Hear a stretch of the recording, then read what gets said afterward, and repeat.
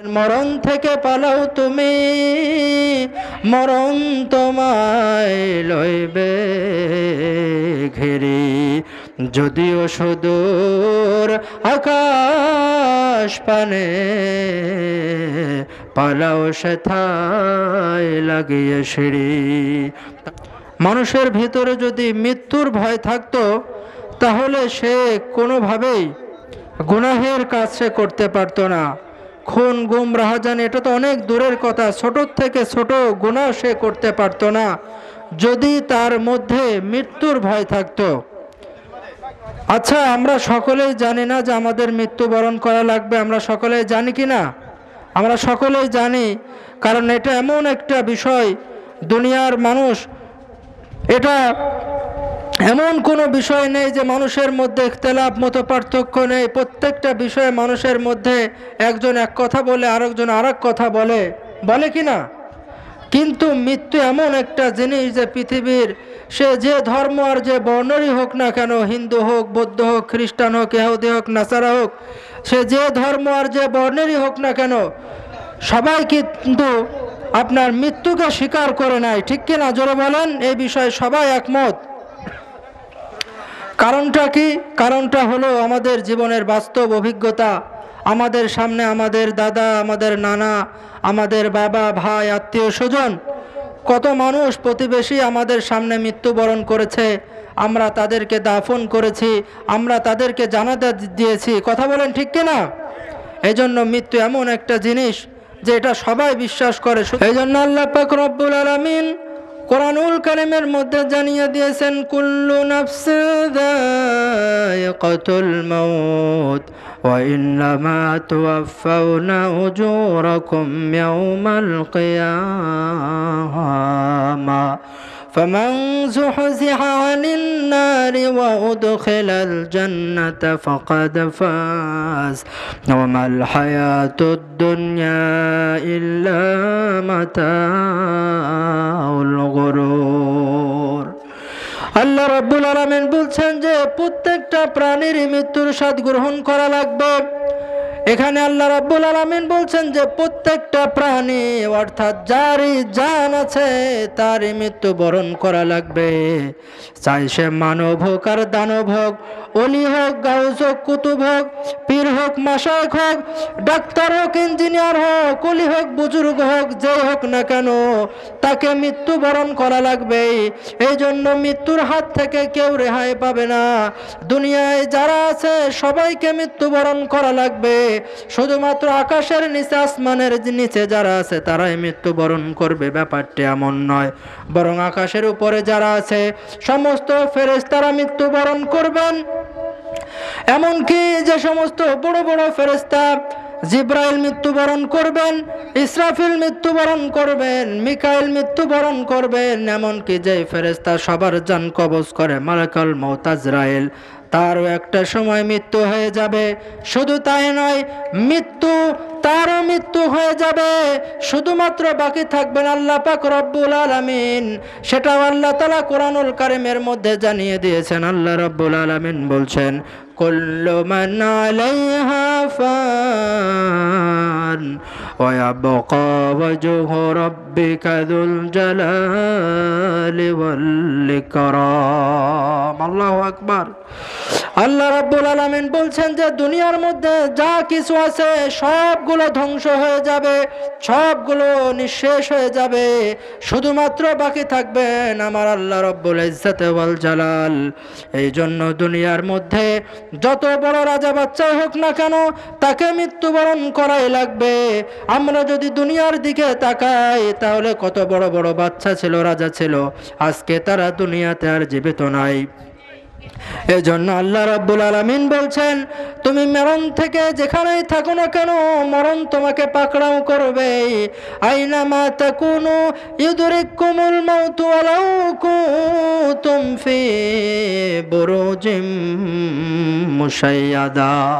আর মৃত্যু থেকে তুমি যেখানেই পলায়ন করো না কেন, তুমি যদি মৃত্যু থেকে বাঁচার জন্য সুদৃঢ় লোহার দুর্গের মধ্যেও যদি তুমি অবস্থান করো, তারপরেও মৃত্যু তোমার দরবারে পৌঁছে যাবে। এজন্য কবি বলছেন, মরণ থেকে পালাও তুমি, মরণ তোমায় লইবে ঘেরি। যদিও সুদূর আকাশ পানে, পালাও সেথায় লাগিয়ে সিঁড়ি। তারপরেও মৃত্যু তোমার দুয়ারে পৌঁছে যাবে। আল্লাহ বলছেন যে মৃত্যু তোমার সামনে দাঁড়িয়ে যাবে। কুল ইন্নাল মাউতাল্লাযী তাফিররুনা মিনহু ফাইন্নাহু মুলাকীকুম সুম্মা তুরাদ্দুনা ইলা আলিমিল গায়বি ওয়াশ-শাহাদাতি ফায়ুনাব্বিউকুম বিমা কুনতুম তা'মালুন। আল্লাহ বলছেন, মৃত্যু থেকে তুমি যতই পলায়ন করো না কেন, মৃত্যু তোমার সামনে যে উপস্থিত হয়ে যাবে। মুলাকীকুম, তোমার সাথে মোলাকাত হবে। মোলাকাত সামনাসামনি হয় না, পেছনে পেছনে হয়। কোথায় হয়? সামনাসামনি হয়। এজন্য আল্লাহ বলছেন মৃত্যু তোমার সামনে এসে দাঁড়িয়ে যাবে। আবার মৃত্যু তোমার এমন সময় আসবে, নির্ধারিত সময়, ইযা জা আজালুহুম লা ইস্তাখিরুনা সাআতান ওয়ালা ইস্তাকদিমুন। মৃত্যু তোমার নির্ধারিত সময়ে তোমার সামনে চলে আসবে। একটা সেকেন্ড আগেও আসবে না, একটা সেকেন্ড পরেও মৃত্যু আসবে না। এই জন্য মৃত্যু আমাদের সকলকে বরণ করতে হবে। মৃত্যুর স্বাদ আমাদের প্রত্যেকেই গ্রহণ করতে হবে। কারণ মৃত্যু এমন একটা জিনিস, সেখানে টাকা পয়সা দিয়ে, ধন দৌলত দিয়ে, ক্ষমতা দিয়ে মৃত্যু থেকে কেউ বাঁচতে পারবে না। বাঁচতে পারবে না কি? কেউ বাঁচতে পারবে না।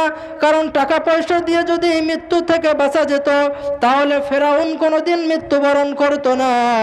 টাকা পয়সা দিয়ে, ক্ষমতা দিয়ে যদি মৃত্যু থেকে বাঁচা যেত, তাহলে কারণ কোনোদিন মৃত্যুবরণ করতো না। সুলাইমান আলাইহিস সালাম, যিনি পুরা পৃথিবী শাসন করেছেন, পুরা পৃথিবীর বাদশা ছিলেন, তিনি পুরা পৃথিবী রাজত্ব করেছেন, সেই সুলাইমান আলাইহিস সালাম তিনিও মৃত্যুবরণ করেছেন।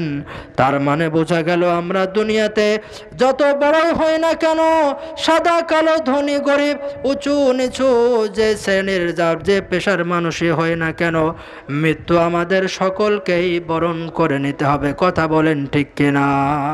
ঠিক কিনা? কিন্তু আজকে আমরা মৃত্যুর কথা তো ভুলে গিয়েছি। আমাদের যে মৃত্যু হবে, আমাদের যে কবরে যেতে হবে, চিন্তা কি আমাদের আছে? এই চিন্তা যদি আমাদের থাকতো, তাহলে আমাদের দ্বারা এত গুনাহের কাজ হতো না। কথা বলেন ঠিক কিনা? আজকে আমরা কবরকে ভুলে গিয়েছি। কবরের কথা দিনের মধ্যে একটা মিনিটও আমরা চিন্তা করি না। অথচ কবরের মধ্যে আমাদেরকে যেতে হবে। আমাদের সামনে রয়েছে আখেরাত, আমাদের সামনে রয়েছে কঠিন কিয়ামত, হাসরের ময়দান, পুলসিরাত, মিজান, এগুলো আমাদের সামনে রয়েছে। কিন্তু আমরা এগুলো নিয়ে কখনো চিন্তাও করি না। দুনিয়ার মধ্যে আমরা মুশকুল হয়ে গেছি। কথা বলেন ঠিক কিনা? ভাবো কবরে কি করে রবে একা একা, ভাবো কবরে কি করে রবে একা একা। মশারি নাই, বালিশ নাই, কেমন করে ঘুমাবে ভাই? নাই আর কন্ডিশনের ঠাই, নাই হিটার পাখা। ঠিক কিনা? মশারি নাই, বালিশ নাই, কেমন করে ঘুমাবে ভাই? নাই আর কন্ডিশনের ঠাই, নাই হিটার পাখা। নির্জন নিরালা নিঝুমে, শীত গরমে একই রুমে, থাকতে হবে টানা ঘুমে, বিধাতার লেখা। ভাবো কবরে কি করে রবে একা একা, ভাবো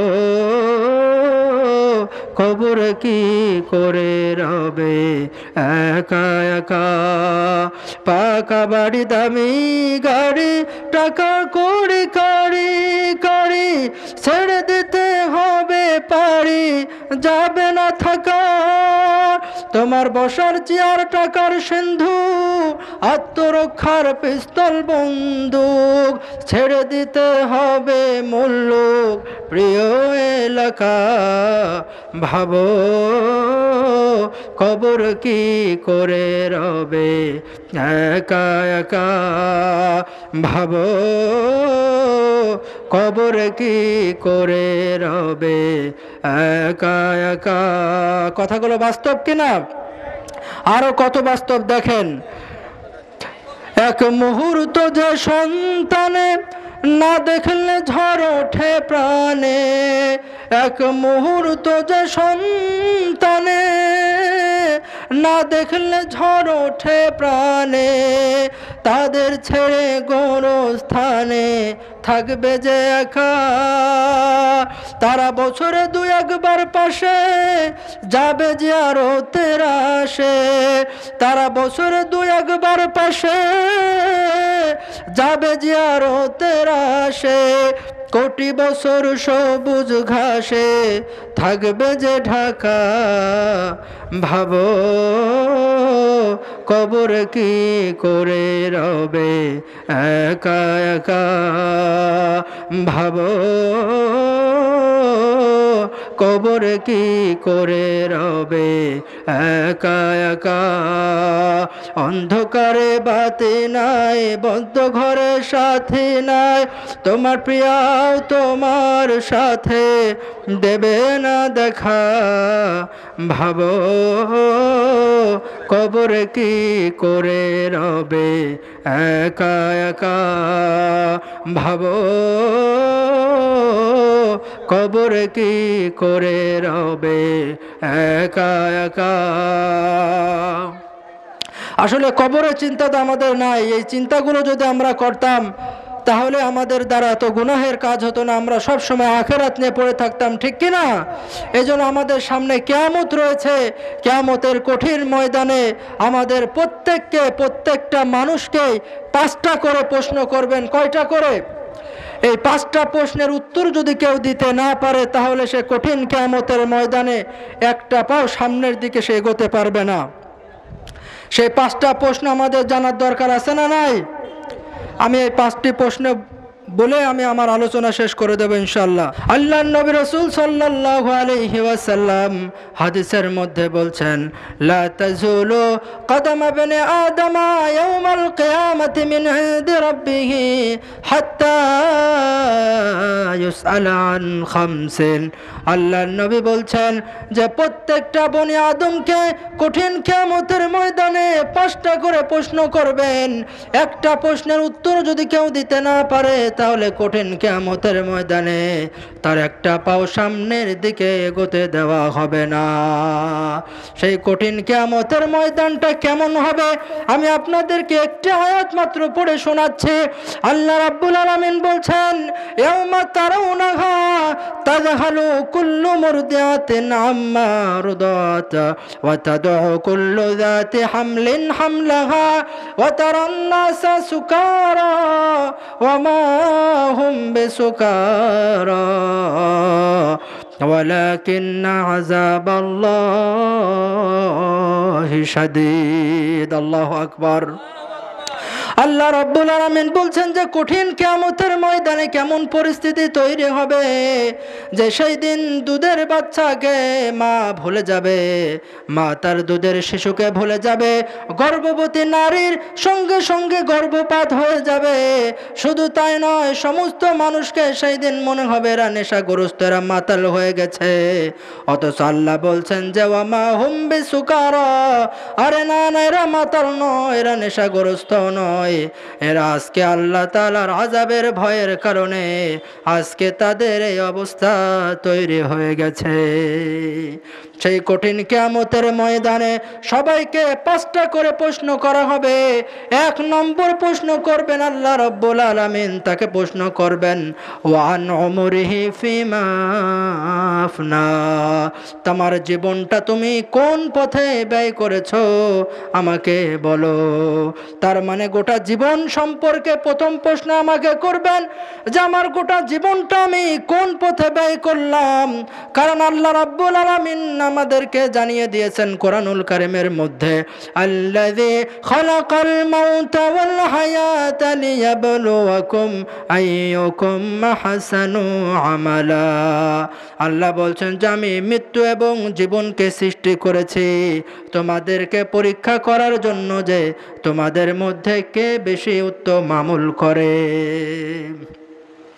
আবার অন্য আয়াতে আল্লাহ বলছেন যে ওয়ামা খালাকুতুল জিন্না ওয়াল ইনসা ইল্লা লিয়াবুদুন, আমি মানব জাতি এবং জিন জাতিকে সৃষ্টি করেছি কেবলমাত্র আমি আল্লাহর ইবাদত করার জন্য। কিসের জন্য সৃষ্টি করেছেন আমাদেরকে? এই জন্য আল্লাহ বলছেন যে আমি তোমার হায়াত সম্পর্কে প্রথম প্রশ্ন করব। 2 নম্বর প্রশ্ন করবেন আল্লাহ রাব্বুল আলামিন ওয়ান শাবাবিহি ফিমা আবলা, তোমার যৌবনটা তুমি কোন পথে ব্যয় করেছো। যৌবন সম্পর্কে আল্লাহ রাব্বুল আলামিন জিজ্ঞাসা করবেন, গোটা জীবন সম্পর্কে প্রথম প্রশ্ন করবেন। এই গোটা জীবনের মধ্যে তো যৌবনটা আছে, তারপরেও আল্লাহ রাব্বুল আলামিন আলাদা করে জিজ্ঞাসা করবেন যৌবন সম্পর্কে। কারণ যৌবনের বয়সটা এমন একটা বয়স, সেখানে মানুষ যৌবন বয়স ইচ্ছা করলে গুনাহ করতে পারে, ইচ্ছা করলে সওয়াব করতে পারে, যা খুশি তাই করতে পারে। কারণ যখন বৃদ্ধ হয়ে যায় মানুষ, তখন যদি নিয়ত করে যখন আমি বেশি বেশি সওয়াবের কাজ করব, তখন কিন্তু ইচ্ছা করলে অনেক সময় আর পারা যায় নাকি? এই যে শীতের মধ্যে যখন শীত থাকে, সে যদি মনে করে যে আমি এখন উঠে তাহাজ্জুদ পড়ব, আমি এখন ঠান্ডা পানি দিয়ে ওযু করব, তখন কিন্তু যারা অতি বৃদ্ধ তখন তারা আর উঠতে পারে না, খুব বেশি কষ্ট হয়ে যায়। এজন্য আল্লাহ বলছেন যে আমি সব সময় পছন্দ করি যৌবনের ইবাদত। এই কারণে কঠিন কিয়ামতের ময়দানে যখন আল্লাহর আরশের ছায়া ছাড়ার কোনো ছায়া থাকবে না, সাবাতুন ইউদিল্লুহুমুল্লাহু ফি জিল্লিহি ইয়াওমা লা জিল্লা ইল্লা জিল্লু, কঠিন কিয়ামতের ময়দানে আল্লাহর আরশের ছায়া ছাড়া যেই দিন আর কোনো ছায়া থাকবে না, সেই দিন আল্লাহ রাব্বুল আলামিন সেখানে 7 শ্রেণীর মানুষকে জায়গা করে দেবেন। তার মধ্যে 2 নম্বর হলো ওই যুবক যারা যৌবন বয়সে তাদের যৌবনটা আল্লাহর পথে ব্যয় করে। এই জন্য এই যৌবনটা আমরা কোন কাজে ব্যয় করব? জোরে বলেন, কার রাস্তায় ব্যয় করব? আল্লাহর পথে। এই জন্য কারণ এই 2 নম্বর প্রশ্ন করবেন আমার যে যৌবন সম্পর্কে, যে যৌবন সম্পর্কটা তুমি যৌবনটা তুমি কোন পথে ব্যয় করেছো। 3 নম্বর আল্লাহ প্রশ্ন করবেন জওয়ান ওয়া মালিহি বাহু, তুমি তোমার সম্পদটা কিভাবে উপার্জন করেছো। তোমার সম্পদ কি তুমি হালাল ভাবে উপার্জন করেছো নাকি হারাম ভাবে উপার্জন করেছো, সেটা তুমি আমাকে বলো।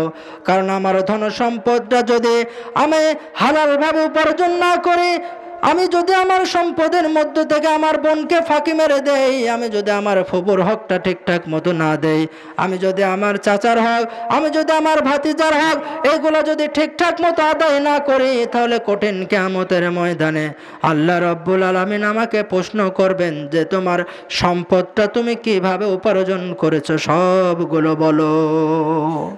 কারণ আল্লাহ রাব্বুল আলামিন বলছেন যে সম্পদটা যদি হারাম ভাবে উপার্জন করো, তাহলে তো সে জান্নাতে যেতে পারবে না। লা তাদখুলুল জান্নাতা জাসাদুন গুযিয়া বিল হারাম, কারণ যেই শরীরের মধ্যে হারাম খাবারের দিয়ে রক্ত মাংস তৈরি হয়, সেই শরীর কোনোদিন জান্নাতে প্রবেশ করতে পারবে। এই জন্য হালাল খেতে হবে। কি করতে হবে? জোরে বলেন, হালাল উপার্জন করতে হবে। এইটা আল্লাহ রাব্বুল আলামিন জিজ্ঞাসা করবেন।